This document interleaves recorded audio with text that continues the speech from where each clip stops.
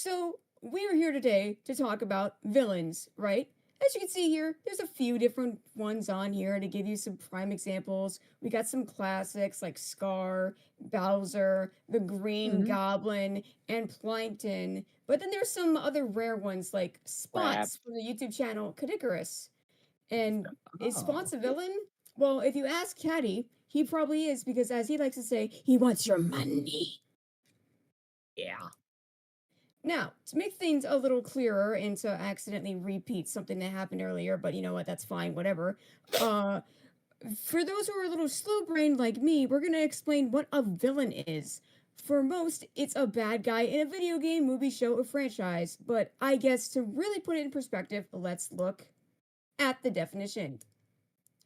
In a film, novel, play, a character whose evil actions or Okay. motives are more important to the plot. So basically, what I said, the more you know. Duh. So let's go ahead and see. Oh, wait a minute. Oh no. Oh no. Oh no. It is a spoiler Uh-oh. alert. We have a spoiler warning.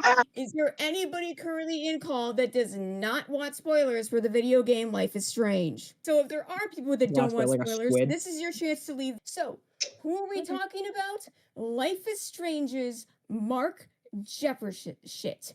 I'm going to tell you about the lady photographer known as Mark Jefferson. This motherfucker right here. This What? bitch who is the twist What? villain in one of my favorite video games ever. This bitch is the fucking king of chicanery when it comes to 5 minutes at photography, Freddy's. teachers, and students. So, in order to Chicanery. understand why this attractive douche canoe is a villain, we're going to have to go through the plot of the game. Life is Strange takes place in a fictional town of Arcadia Bay. This is a picture of the town right here. And it mostly takes place at this school called Blackwell Academy, where he is the photography teacher. He's also known as a famous photographer in the game, so a lot of people simp over him. Here's a good example right here. And even Chloe Price, the disaster bisexual obsessed with Rachel Amber, says something about him in episode 4. Here it is, hot for teacher. I'm getting off track here. Anyways, in the game, you play as Max Caulfield, who is a student at Arcadia, or excuse me, who is a student at Blackwell that came back to Arcadia to literally just to go to her school. And her childhood best friend, Chloe Price, is also here. But, anyways, you start off the game, and suddenly Max wakes up with rewind powers. She now has the ability to rewind time. And there's some other shit that happens in the game that is cool but not important, like prime example, Frank and his beans. The hell? What? What? What's Why are his happening? pupils the size of There like is Arizona? literally a scene where you can take his plate of beans and dump it off, and he freaks the fuck out. I was Dude, eating I'd those be beans. upset I if was you ruined my eating those beans if I beans. looked like that, bro. I was eating those beans. I was eating This is those what this is beans. what Frank looks like if you take his beans. So don't take his beans, unless you want the funny scene, Noted. of course. He has the eyes of a seal. You do. What you do need to know is that Chloe's friend Rachel Amber is missing, and she has a connection with Kate, Max's friend, and is also a student at Blackwell. Both of these guys were drugged by none other than school bully Nathan Prescott, who is the rich kid of the town. Uh, Rachel and Chloe, excuse me, Max and Chloe go on an Women. investigation to find Rachel, and they end up finding a bunker under a barn that's owned by the Prescott family because they are rich as hell and practically own the damn town. Oh, What the fuck? They get away with anything these blueprint. days. Blueprint. So Max and Chloe get to the bunker, as you can see here, and it ends up being a photography dark room, which is weird. And another thing that's weird is these binders that have all these random girls' names on it, but specifically Kate and Rachel has their own binders. While looking through Rachel's binder, they see a photo of Rachel that Nathan made of putting her into the ground.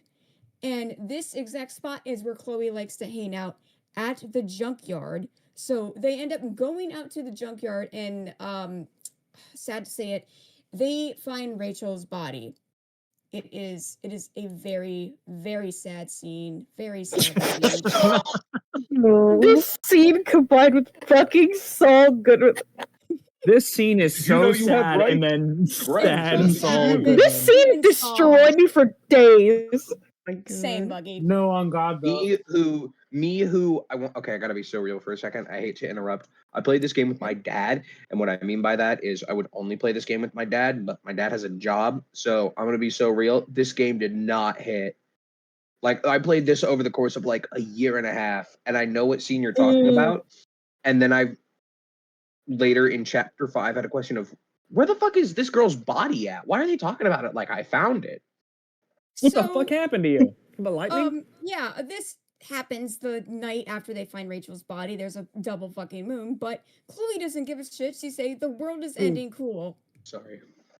But anyways, Chloe, being the spiteful bitch she is, says, fuck the police, we're getting Nathan ourselves, causing them to go to the Vortex Club party where all of the popular douche canoes are. So, of course, they would figure that Nathan's there.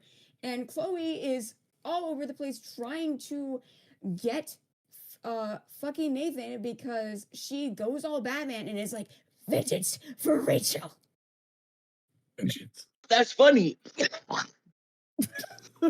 Guys, The guy from Fortnite. So while they are trying to find Nathan at the party, they get a text from, assumingly Nathan, that they're going to get rid of Rachel's body. So they get back to the junkyard to, make sure that Rachel's body doesn't get taken, only for Max to get pricked in the neck by a fucking needle and for Chloe to get shot in the forehead.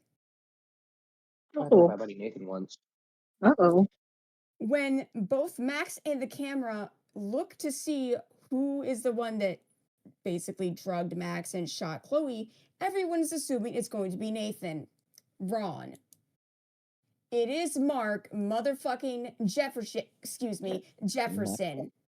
Cue Wow. the plot twist absolute and the episode Jefferson. cliffhanger. Absolute Jefferson. What? Yes. This guy is the man behind the mask mostly. Yes, I didn't know Nathan is the that. one who drugged Rachel, but he did it while under the influence of Jefferson, who is a fucking psychopath that likes to take photos of drugged girls when they are drugged and lose their innocence. And this whole fucking thing was foreshadowed at the very beginning of the game because he said, and I quote, I could frame any one of you in a dark corner and capture you in a moment of desperation. There's also some magazine covers and other photos in his classroom that you can find that also hint towards this. So, we go through this whole game thinking, oh my god, Jefferson is so hot and Nathan is a fucking sicko, but it turns out that Nathan is just the sicko junior compared to the real sicko that is Mr. Jefferson. And the way that the game hits you with this twist is just so cinematic. Absolutely cinematic. Absolute Jefferson. Absolute Jefferson. There it And is. I am not sure Absolute Peem. how to end this presentation, so I'm going to give you a meme or two. Here's the first one. I'm going to jump, do a flip, you asshole. And now I'm going to present you with the absolute hardest hardest choice this game can give you. Bacon omelet or Belgian waffle. Insane. I would choose the Belgian Belgian waffle. I would cry The after waffle. I heard Omelette. those names. Omelette for sure. I'm too French. I'm too French. I'm sorry. Hopefully they And come here. that is it. Very good. Woohoo!